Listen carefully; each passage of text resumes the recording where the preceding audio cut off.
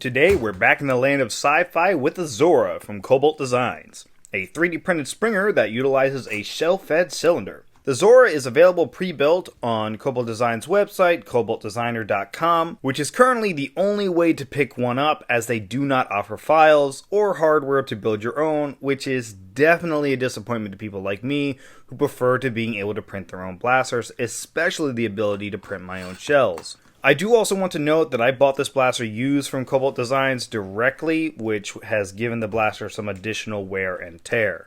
Before we get into the function of the blaster, I want to talk about just how cool it looks. Cobalt Designs has always made their blasters in a very sleek and sci-fi style, which goes along with their more cosplay take on the hobby. I've covered many of their blasters before, and despite any of their faults, it can't be denied just how cool it is to run out onto the field with a blaster that feels like it was pulled straight out of Star Trek. The blaster uses a bolt-action style prime to move the plunger system back and utilizes a plunger pad to press against the back of the shell, which is different than most other shell-fed blasters which use O-rings. I'm not sure how much effect that has on performance, but it was definitely an interesting design choice that I thought was worth mentioning. There is a small bit of Picatinny along the top, which is just enough for a sight or blaster attachment. The Zorah also has an adjustable stock, which I'm very thankful for, as I find the blaster a little short when the stock is collapsed. While I did not assemble this blaster myself, I did have to do some minor maintenance on parts that had become worn down. Disassembling the blaster is fairly easy, which is also nice in case you want to store the blaster in a more compact manner. The only complaint I had on the printing was some of the shells that I had were printed in a rather fragile filament, and that caused them to break much easier. But Cobalt Designs did offer replacements for them at no extra charge to me, which I did appreciate. The Zorah has a variety of shell designs that can be used, including triple rival, mega, along with double and single darts. The shells snap into the cylinder and are held in place at the front, which did take some getting used to, as I'm used to these kinds of markings being at the rear of the shells, which led to me loading the shells into the cylinder backwards many times. The cylinder can then be loaded into the blaster and is ready to fire. The blaster does have to be primed in order to eject shells and remove or replace the cylinder. I did have some issues with the shell retention, as it didn't always like to hold all the shells in and would occasionally drop one. However, when in the blaster, I had no issues with shells falling out while running. The Zorah can also eject shells by pushing the front lever and giving the cylinder a little twist, which allows gravity to pull the shells out of the cylinder and let you swap it out for a full shell or a different ammo type. The grip utilizes the same design as the Axiom, another Cobalt Designs blaster. It has a smooth feel and is pretty comfortable to hold. The bolt is comfortable enough, although it is a bit small. However, that's an issue I had with most bolt-action blasters. When taking it onto the field, I found that it shines best in lower FPS caps or HVZ, much like the Spring Thunder, especially when using the triple rival shells, which make a decent cloud of balls that are harder to dodge.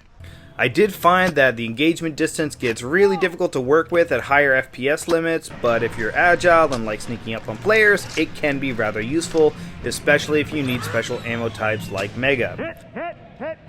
The priming action is very smooth, and it doesn't feel like any of the parts are fighting the rotation mechanism, and it gives you a nice satisfying pop whenever you're firing out darts.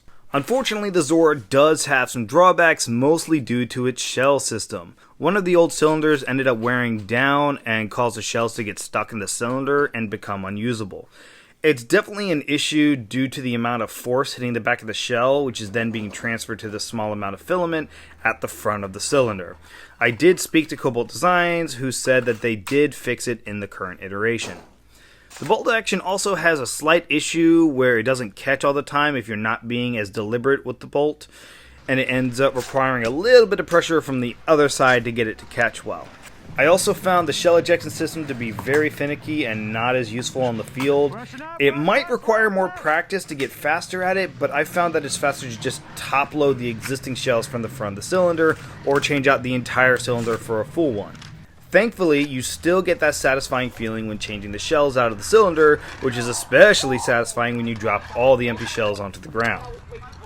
While I had a fun time running the Zorah at HVZ, I did have to drop it when it was empty because I couldn't top load it fast enough to keep up with the wave of zombies like I'm able to do with the Spring Thunder. Obviously, it's an incredibly fun blaster to run that feels comfortable to hold with a smooth prime and satisfying cloud of balls. Being able to top-load the shells like a standard drum is incredibly useful, and swapping out drums for faster reloads gives it a small edge over the shell-fed blasters like the Spring Thunder.